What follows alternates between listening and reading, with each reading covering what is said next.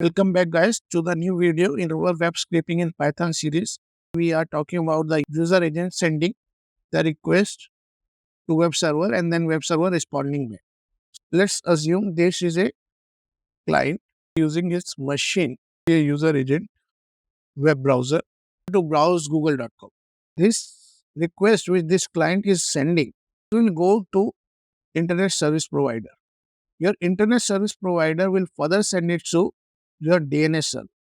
What DNS server takes the request and converts to a specific code which goes back to Google server. Google server send back its files. Google server will send its HTML, CSS, and JavaScript. Every web page is made up of HTML, CSS, and JavaScript, and those are actually getting loaded. Here the function was mapping. This is very important, and I show you how practically this is done. And then these files are again sent back to internet service provider. Internet service provider to user agent, which is browser. Your user agent renders. It renders the HTML, CSS, and JavaScript. The page beautiful to us because all the scripts get loaded. If you see the glitch, the scripts are not loaded, you won't see that beautiful page. One part of it is DNS server mapping, and the other part of it is rendering. When you're working as a web scraper or when you're trying to scrape the information using Python, we are more interested in getting the files from our internet service provider to our browser before rendering. We want to get the data in text. So we don't want to have a beautiful page, rather we want to have the codes. I'll show you how exactly this happens. Let me show you first what is DNS server mapping part.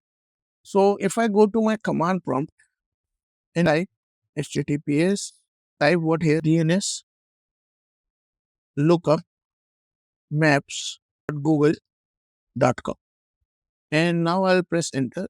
There is one number coming up, that is 142.250.193. This is basic our DNS number is for google.com. This is the number, DNS number, which is 142 and something we saw just now on the command. So let's go back to the desktop and see this is the number.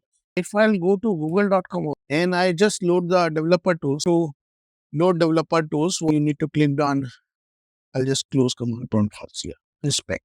Once I click on inspect, I can see in the elements, if I hover over to specific places, things are getting highlighted. So if I see this is one div class, what will happen if in div class, and I'm just showing you what will happen if the script is not loaded and or it is not rendered. This is how it is coming up. And if I just reload this, all the changes whatever I have done to google.com, they were all specifically on my machines. When I load it, it comes beautifully because it has rendered it again back to normal state.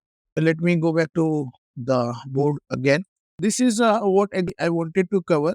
Next time when browse the internet, you need to see it in a sequence of stages. You are sending a query and that query is hitting your internet service provider. Then internet service provider is hitting to DNS server and DNS server is mapping it, and then it is actually hitting the server of the website which you are actually trying to go through.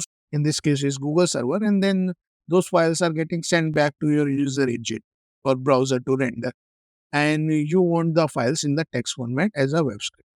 So that is what I wanted to explain in this video. See you in the next video.